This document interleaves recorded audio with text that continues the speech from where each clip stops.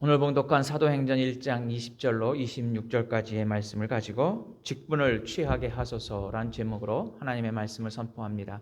한번 따라서 봅시다. 직분을 취하게 하소서. 어제 뉴스에서 이런 뉴스를 보았습니다. 유기된 몇 개월 되지 않은 강아지, 그 강아지를 보호소에서 잘 기른 후에 입양을 하게 됩니다. 그런데 입양해 간 사람이 너무나 귀엽고 예쁘다고 해서 잘 기를 줄 알았는데 입양해 간 지 2달 만에 결국 그 강아지를 버리게 됩니다. 공교롭게도 버려진 곳이 유기된 장소가 그 강아지가 첫 번째 유기됐던 곳과 동일한 곳에 버려졌다는 것입니다.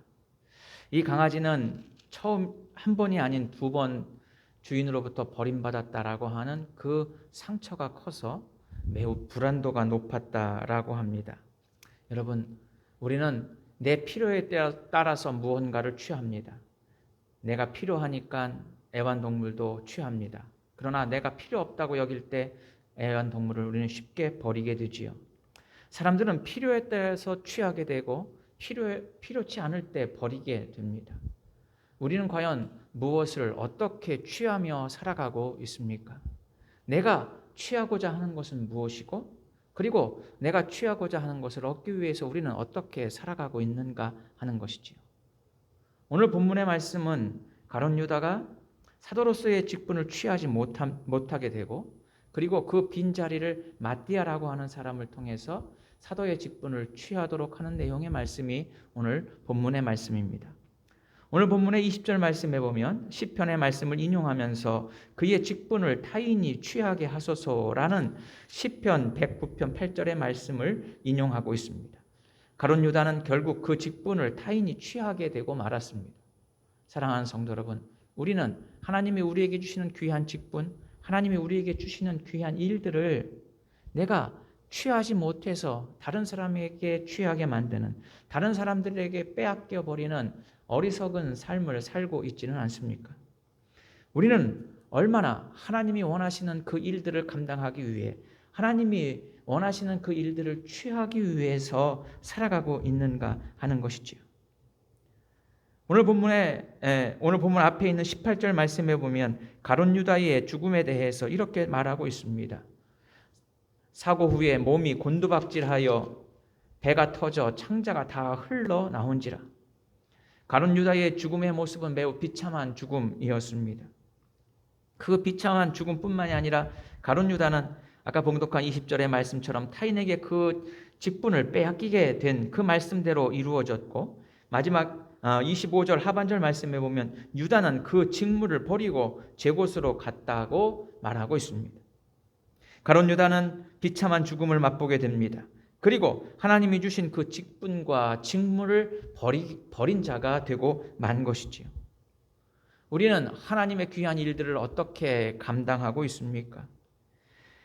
결국 그 직분을 취하지 못하고 버린 자 유다를 대신해서 하나님께서는 마띠아를 선택해서 그 직분을 취하도록 하고 계십니다.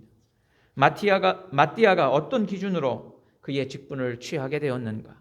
그리고 마띠아가 어떤 과정을 통해서, 그리고 그가 직분을 취한 자로서 어떤 삶을 살기를 바라고 있는가? 이것은 오늘 우리에게 하나님의 사람으로, 하나님의 일꾼으로, 하나님의 직분을 맡은 우리에게 주시는 하나님의 생명의 말씀인 줄로 믿습니다. 먼저 첫 번째로는 그 직분을 취하는 자의 자격에 대해서 말씀하고 있습니다. 유다를 대신해서 마띠아를 뽑습니다. 마띠아뿐만이 아니라 2사람으로 후보가 압축되었죠. 23절 말씀에 보면 2사람을 내세웁니다. 하나는 바사바라고도 하고, 그리고 유수도라고 하는 별명을 지닌 요셉이었습니다. 그리고 한 사람은 바로 마띠아였다라고 하는 것이지요. 그 두 후보 모두 동일한 자격과 조건이 있었습니다. 그것은 바로 그리스도를 체험한 자만이 하나님의 직분을, 사도의 직분을 감당할 수 있게 된다라고 하는 사실입니다. 22절 말씀에 보면 항상 우리와 함께 다니던 사람 중에서 하나를 세워야 된다라고 하는 것이죠. 바로 사도는 가룟 유다의 그 빈자리를 채워줘야 할 직분을 취한 자의 자격은 바로 예수 그리스도와 함께하고 예수 그리스도를 체험한 자가 바로 그 직분을 감당할 수 있다라고 하는 것입니다. 사실 가룟 유다도 예수님과 늘 항상 함께했습니다. 예수님과 함께했음에도 불구하고 가룟 유다는 예수님을 그리스도로 고백하지 못했습니다. 그는 자신의 유익이 앞섰습니다. 자신의 이익이 앞섰던 것이지요. 그래서 자신의 이익 때문에 모시던 선생님을 과감하게 은 30에 팔아 넘기고 말았습니다. 유다가 직분을 취하지 못하고 버릴 수밖에 없었던 것은 바로 예수 그리스도를, 부활의 주님을 온전히 체험하지 못했기 때문에, 주님을 온전히 믿지 못하기 때문에 그는 그 직분을 버릴 수밖에 없었다라고 하는 것입니다. 반대로 직분을 취하는 자, 직분에 합당한 자는 바로 그리스도를 온전히 체험하고 그리스도를 온전히 믿는 자만이 가능하다는 것입니다. 바로 부활의 믿음과 부활의 신앙을 갖고 산 자만이 하나님의 일을 감당하는 직분자가 될 수 있음을 말씀하고 있는 것이죠. 가룟 유다와 같은 우리의 모습은 있지 않습니까? 예수님과 끊임없이 동행했습니다. 그럼에도 불구하고 그는 예수님을 버렸습니다. 교회는 열심히 다니지만 예수님을 하나님의 아들로 나를 구원하신 그리스도로 고백하지 못한다면, 온전히 믿지 못한다면 우리는 가룟 유다처럼 하나님이 우리에게 주신 일들을, 직분을 버릴 수밖에 없는 어리석은 자가 될 수밖에 없다는 것이죠. 또는 가룟 유다처럼 자기의 이익을 위해서라면 믿음을 헐값에 팔아넘기거나 혹은 배신하며 그리고 자신의 유익을 따르는 가룟 유다와 같은 자가 될 수밖에 없다는 것입니다. 그러므로 그리스도를 체험하고 그리스도를 믿는 온전한 믿음의 사람만이 하나님의 일을 감당하는 직분을 취하는 자가 될 수 있음을 말씀하고 있는 것입니다. 초대 서머나교회의 감독이었던 폴리캅이라고 하는 사람이 있습니다. 이 폴리캅은 원래 노예의 신분이었습니다. 폴리캅 서머나 지역의 그 부자가 이 폴리캅을 노예로 샀습니다. 그런데 데리고 있어 보니까 너무나도 똑똑하고 아주 현명하고 지혜로워요. 그래서 이 주인이 이 데리고 있던 노예를 자유자로 해방시켜 주었습니다. 그 후 그가 예수를 믿게 되었고, 그리고 서머나 지역의 그 감독으로 선정되게 되었죠. 로마 황제가 핍박을 합니다. 기독교를 핍박합니다. 아우렐리우스의 황제의 핍박 때 그는 죽음 앞에 놓이게 되었습니다. 그때 황제가 묻습니다. 네가 지금 가이사만이 하나님의 신이라고 고백한다면, 가이사만이 참 신이라고 고백한다면 내가 너를 살려주겠노라. 그때 폴리캅은 말합니다. 하나님은 나를 한 번도 버리지 아니하셨는데 내가 어떻게 하나님을 버릴 수 있습니까? 하나님은 나를 결코 외면하지 않으셨는데 내가 나를 살기 위해서 하나님을 외면할 수 있겠습니까? 결국 그는 순교자의 반열에 서게 되었습니다. 사랑하는 성도 여러분, 그리스도에 대한 분명한 믿음과 신앙이 있지 않고는 우리는 주의 직분을 감당하는 주님의 일을 취하는 믿음의 삶을 살아갈 수 없다라고 하는 사실입니다. 그러므로 우리는 예수를 그리스도로 온전히 고백하며 부활의 믿음과 신앙으로 살아가는 자가 될 때 바로서 하나님의 이 일을 감당하는 귀한 직분을 취하는 자가 될 수 있다는 것입니다. 두 번째로 직분을 취하는 자의 자격은 항상 주의 일을 힘쓰는 자가 되어야 될 때 비로소 그 직분을 취할 수 있습니다. 22절 말씀의 맨 앞에 보면 항상이라는 단어가 있습니다. 하나님께서는 하나님의 일꾼을 세우실 때 가문을 훌륭한 가문인지 확인하지 않습니다.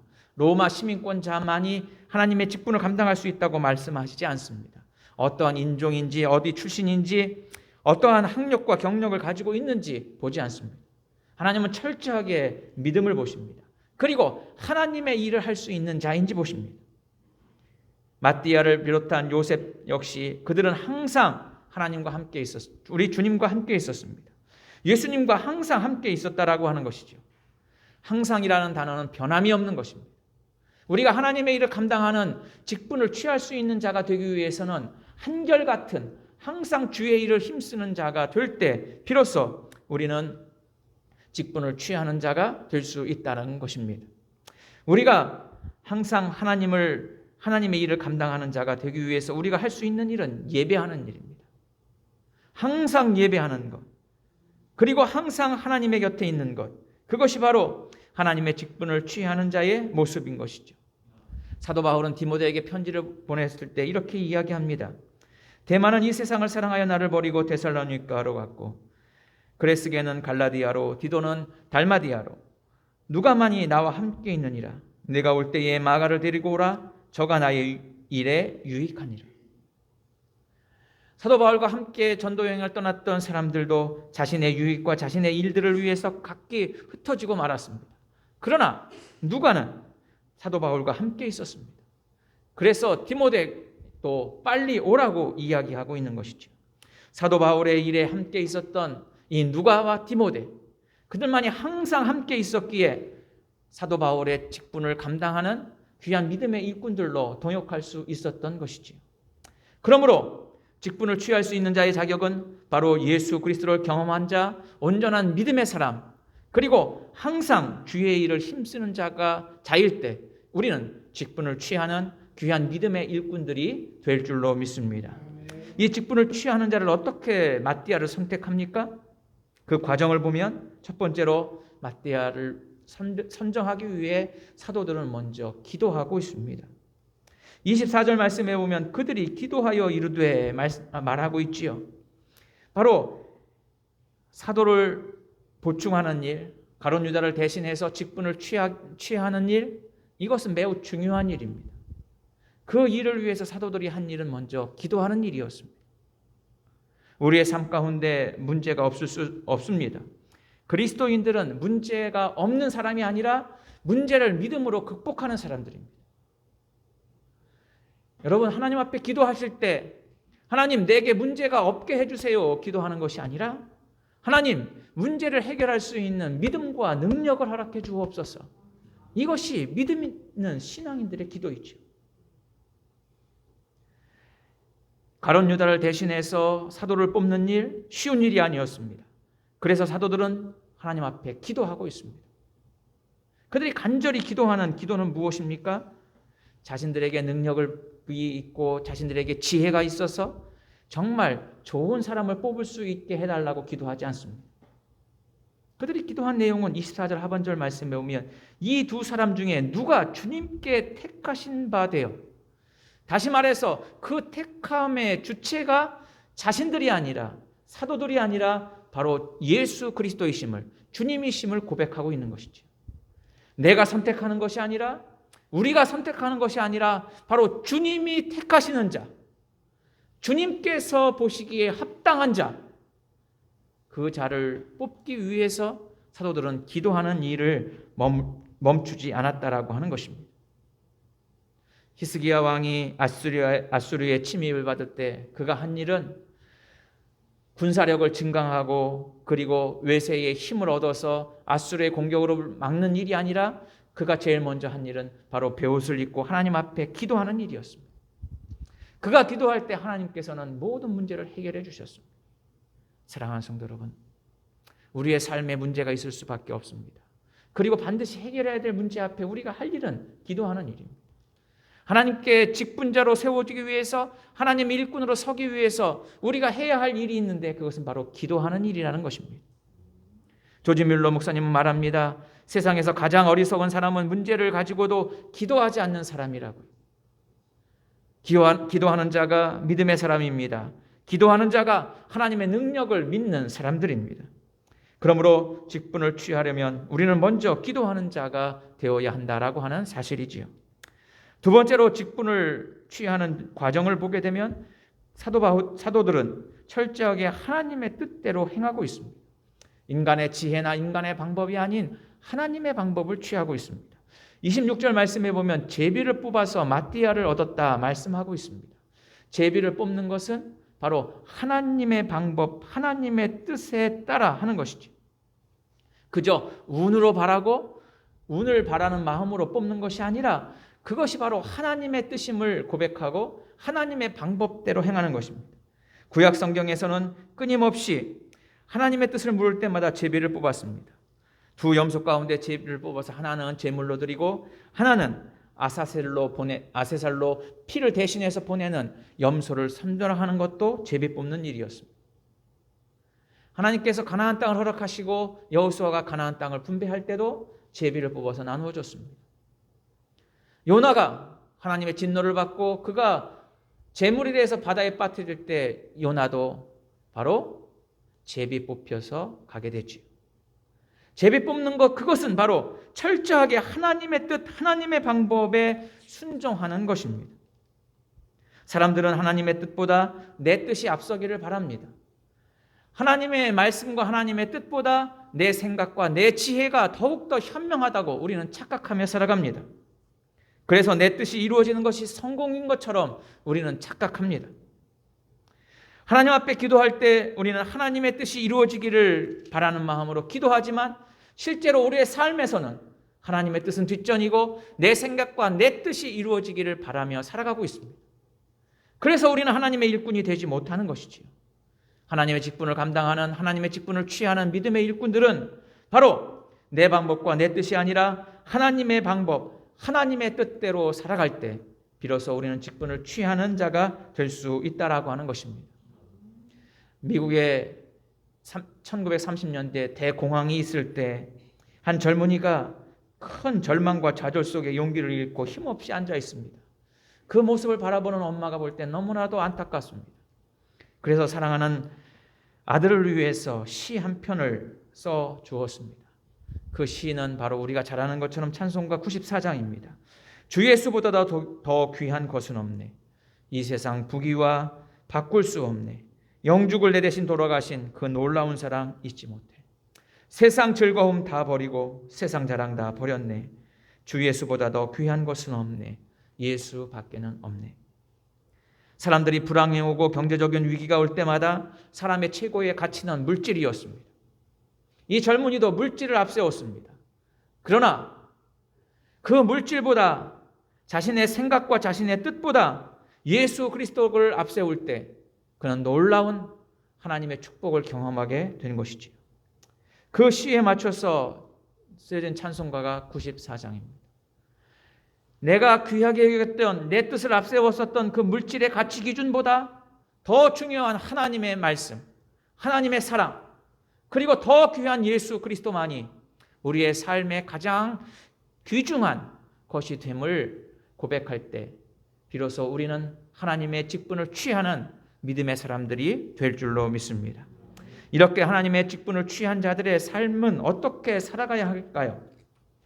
오늘 본문을 통해서 첫 번째 볼 수 있는 것은 22절 말씀에 보면 함께 더불어라고 하는 단어가 나옵니다. 바로 더불어 함께 일하는 자가 직분을 취한 자의 삶의 모습이라고 하는 것입니다. 하나님은 우리가 더불어 함께 살기를 원하시고 계십니다. 여러분, 함께 더불어라고 하는 단어의 숨겨진 뜻은 무엇일까요?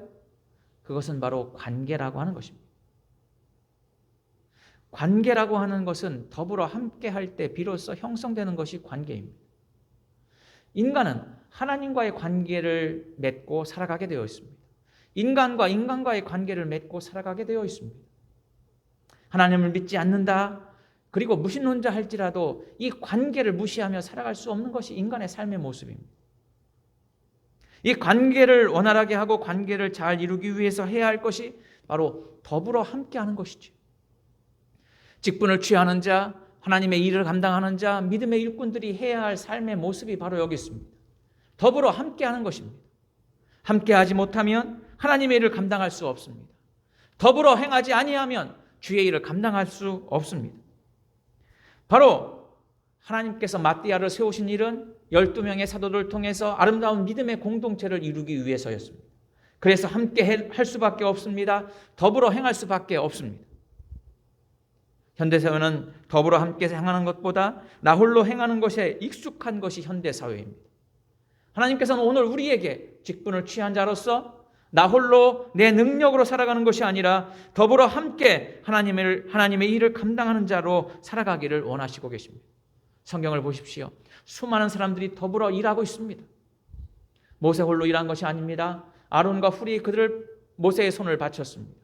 모세뿐만이 아니라 여호수아는 행동대장이 되어서 모세의 앞에 나아가서 친히 전투에 참여한 사람이 되었습니다.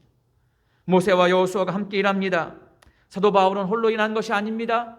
디모데가 늘 그 옆에 있었습니다. 영적인 아들이라고 일컫는 디모데와 늘 함께했습니다. 함께했습니다. 더불어 일했습니다. 위대한 왕인 다윗 그 주변에는 친구인 요나단이 있었습니다. 출신으로는 정적일 수밖에 없지만 사랑으로 하나가 될 수 있었던 것이지요. 사랑하는 성도 여러분, 더불어 함께 일할 때 비로소 우리는 직분을 취한 자로서 하나님의 일을 감당하는 귀한 믿음의 삶을 살게 될 줄로 믿습니다. 그럴 때 아름다운 공동체를 이룰 수 있습니다. 슬픔은 나누면 줄어들고 기쁨은 나누면 배가 됩니다. 그것이 바로 더불어 함께하는 삶의 모습이라고 하는 것이지요. 또한 직분을 취한 자의 두 번째 삶의 모습은 바로 신앙을 실천하는 것입니다. 25절 말씀에 보면 사도의 직분을 대신할 자를 세우는데 25절에 보면 봉사와 및 사도의 직무를 대신할 자를 뽑고 있습니다. 다시 말해서 마띠아에게 사도의 직무를 세우고 그가 직분을 취하는 자로 살아갈 수 있게 하는 이유는 그저 형식적으로 꼭두각시로 혹은 명예직으로 남겨진 것이 아니라 봉사하는 일과 사도의 직무를 감당할 수 있게 하기 위해서 세운 것이지요. 다시 말해서 일을 실천하고 일을 행하고 신앙을 실천하는 귀한 직분을 감당하게 하기 위해서 그를 세운 것입니다. 그러므로 직분을 취한 자는 신앙을 실천하는 자가 되어야 한다라고 하는 사실입니다. 우리는 하나님의 말씀을 믿는 자로만이 아니라 하나님의 말씀을 믿고 행하는 자가 될 때 우리는 귀한 믿음의 일꾼으로 살아가게 될 줄로 믿습니다. 사랑하는 성도 여러분, 하나님은 하나님의 직분을 맡은 자를 서류 심사를 거치고 면접을 통해서 뽑는 것이 아닙니다.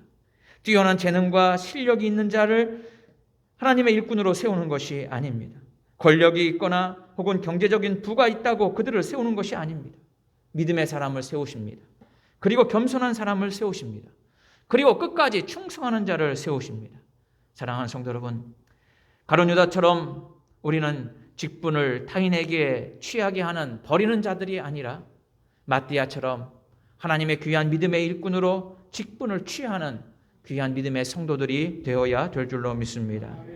착하고 충성된 자가 내가 작은 일에 충성하였으면 내가 많은 것으로 내게 맡기리니 내 주인의 즐거움에 참여할지라고 하는 예수 그리스도의 칭찬의 삶이 여러분들을 통해서 우리의 삶을 통해서 날마다 더하는 삶이 될 수 있기를 주의 이름으로 축원해 드립니다. 기도합시다. 사랑의 아버지 하나님, 감사합니다. 우리가 직분을 버리는 자가 아니라 직분을 취하는 자가 될 수 있도록 인도하여 주옵소서. 예수 그리스도를 체험하고 주님의 일을 힘쓰기에 직분을 취하는 자들